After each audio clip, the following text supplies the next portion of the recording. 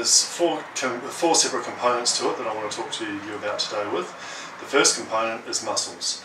Muscles, by volume mass, largest single organ in the body. That's huge.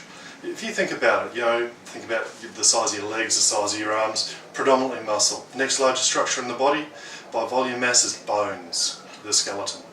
The neuromuscular skeletal system, that gives us movement. The three components, you can't really separate them. A lot of other therapists look at them individually. We look at the effect that they have on each other. But getting back to soft tissues, so we've got muscles, largest single organ in the body by volume mass, and guess what? Hey, us masseurs, that's what we specialise in. That's our forte, that's what we do. Second to that, you've got tendons. Muscles have to attach some here. Muscles attach to the bones via tendons. Ligaments support the joints. They wrap it around and support joints. On top of that, well, not actually on top of, but the last component of the soft tissue that I want to talk about today is fascia. Fascia surrounds each muscle individually and also every muscle group as well.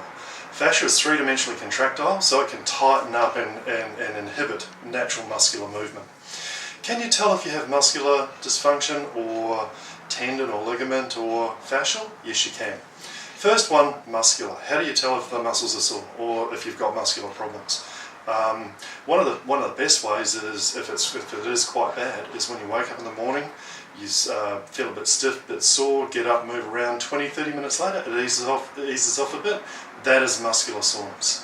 So if you have that, then you can guarantee that there's a muscular contribution. It doesn't mean to say that's the only component in there, but there's a large muscular component. It's always good to get stuff checked out by the doctor to make sure there's no pathology there. Fascia. Can you tell if there's a fascial problem? Yes, you can. If you can't stretch the muscles, if the muscles just will not stretch, if you can try and stretch them and you're doing everything that you can, holding for 30 seconds to a minute at any given point in time, and it's still not working, there's a fascial constriction, there's a fascial restraint. Therefore, you need to see someone appropriately trained to be able to identify it and work on it.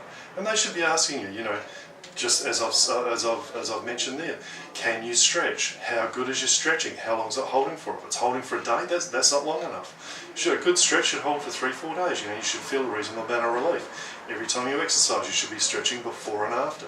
Now, there's a lot of conjecture about whether we should or whether we shouldn't, and if muscles are too loose, it's not good enough. I'm sorry, a muscle can never be too loose.